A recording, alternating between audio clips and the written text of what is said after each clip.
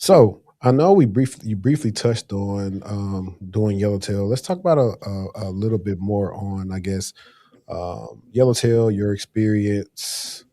Um, how did you feel even going through the program? Like your real honest opinion and thoughts on everything. Yeah, yeah. So, um, I I really like I really love, and I didn't even know this until I went through the program, but like going through a cohort style of learning, I'm like, I feel like that is like, I wouldn't say that that's ideal for every single person because some people they can just grind on their own and pick up whatever they need to learn, and they're just like beasts like that. But when it comes to like being in a group of like-minded people who are striving for the same thing, right? Going through a particular set of tasks, learning a particular set of skills, that group environment is like it's almost like a cheat code, like because the way that you learn something and the way that somebody else is learning that exact same thing is different, right? You have different point of views. So when you guys come together and you're working on something or you're practicing something or it's a collaborative effort, you're going to see things that they might miss. They're going to see things that you might miss. And so that's how you really, like people say iron sharpens iron and stuff like that. That's real when it comes to like learning. And so the cohort style that Yellowtail Tech employs, it really helps you have a solid foundation of what it is that you're learning. A lot of times, and just this is on the not just for me going through the cohort, but just me on the instructor side as well. Um, the people who really, really end up getting it are the people who this is what I like to say. I say they oversaturate their presence. So they show up for everything, even the optional things. Like they show up. They'll if there's like a opportunity to do a little group study session, they're there, right? The people who are there, even when they don't have to be, they're going to have that stuff down pat.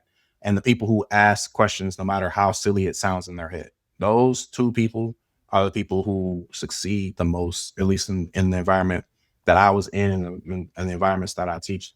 Um, and so being a part of that on both ends of it, as a student and as an instructor, like it just I don't know. There's something that you get from that it's it's not just about the tangible, it's an intangible value that you get from those experiences. So shout out to my old cohort, Ansible 2 cohort. Hope everybody's living their life to their fullest. They're enjoying all the fruits of the fruits of their spoils of their fruits of their spoils. And shout out to all the different cohorts that I was a part of their learning journey as well. um the process is it's very straightforward. Like the curriculum is very straightforward. It's not easy. Some things about, oh yeah, I got this, and then the next module you're like, oh, I don't get this, right? So some points you might ask more questions than others. Um but the instructors are great. Like my instructor, that's my MVP, man. That's my goat. But everybody has different teaching styles, and they connect to different people differently. You know what I mean? Like just based off their own personality. Um, yeah, for me personally, it's a fantastic experience. Um, once you learn Linux, and then you get into the cert prep mode, because the main milestone for you is the RACSA, right? Before you start going into apprenticeship, before you start getting into mock interviews and any other certs you might be pursuing after the RACSA, that's the main goal. So uh, that's like going from learning Linux into cert prep mode. It kicks up a whole nother notch. Like you start to understand the level of repetition that you need to have things solid. Um, and the process is very proven. Like I've seen success after success after success when it comes to taking those exams, because those aren't easy exams. Those aren't like you can.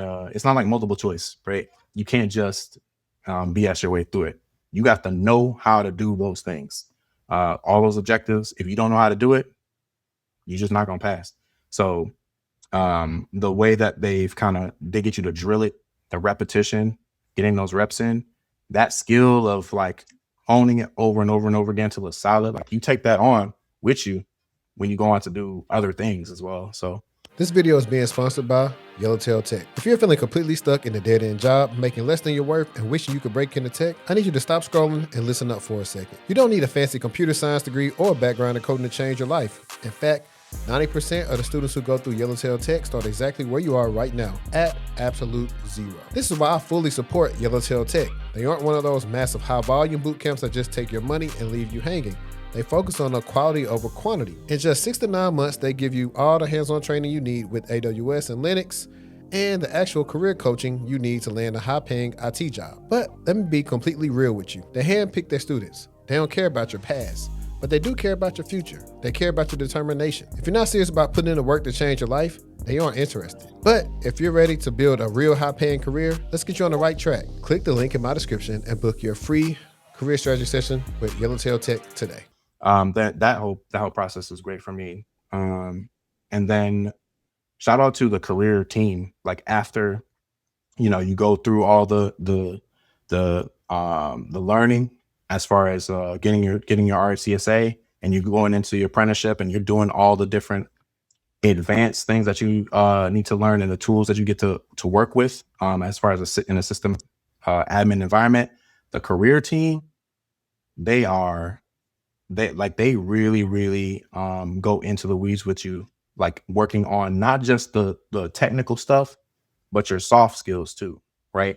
There's a bunch of people that know a bunch of stuff in tech, but they don't know how to articulate how they contribute to like the culture of the company that they're working for, like how they can actually communicate and collaborate with different teams, like how you handle high stress situations, like all those different like soft skills. Those are just as important. And YellowTail Tech makes sure that you have that balance, especially when you go through those mock interviews. You go through going through the technical side, they rake you over the coals with the technical stuff, but they also rake you over the coals to make sure that you understand how to convey your soft skills as well, which is just as important when you're in an interview. So yeah, I mean, all in all, it's been a great experience for me. The job search is the job search. It just like the market, it can be daunting as far as like the amount of times you might get rejections. You go through the process of getting all the way up to an interview, and then the interview don't even happen. Stuff like that. I've had that happen multiple times. Sorry, I'm just kind of like rambling at this point, but that whole process, Get it out. yeah, that process, that part of it was the most frustrating thing. But that's not really about the program itself. That is a reflection of the job market, and how things are just constantly rapidly changing. And I think it's weird. I was thinking about this earlier. It's like a lot of these companies, they're using AI to filter out the large amounts of applications that they have, and then in turn, prospective applicants, they're using AI to try and fine tune what they present to be like the perfect candidate. So like both, like it's like both parties are kind of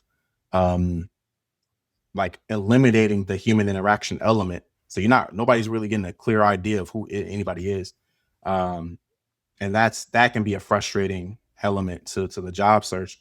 And I think that just constantly working on your skills, like networking, I think networking is a huge thing. Like that's really how I ended up getting to the point where I got the opportunity that I did, was just networking people.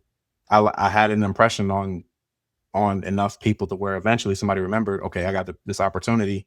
Let me hit this person up. And so that got me my foot in the door to have the interview. And then from there, I had to kind of lock in and just use everything that was every element of my preparation to kind of showcase that I would be a good fit for that team. So the networking is huge when it comes to everybody's trying to mass apply and everybody's trying to filter down. Like it's a lot of it's a lot of non-human interaction in this job hunt process on both ends. So you just have to find ways to get in touch with humans. I'm personally a proponent of getting connected with the right staffing company. Like the right recruiters can help you really get your foot in the door.